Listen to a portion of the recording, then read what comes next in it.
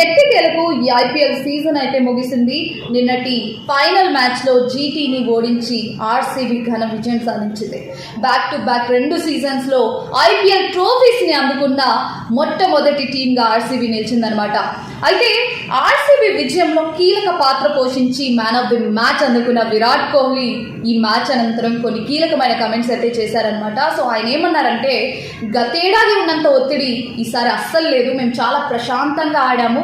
Team కోసం ప్రతిసారి నేను ఒక్కడనే నిలబడాల్సిన అవసరం లేకుండా బాధ్యతను పంచుకునే ఒక అద్భుతమైన టీం దొరకడం సంతోషంగా ఉందన్నారు.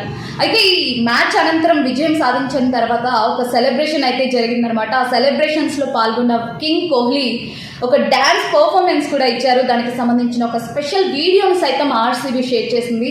సో ఆ వీడియో ప్రెజెంట్ అయితే ఫుల్ వైరల్ అయిపోతూ ఉంది. సో ఆర్సీబీ సాధించిన ఈ విజయం పట్ల మీ స్పందన ఏంటో ఈ వీడియో కింద కమెంట్ చేసేయండి.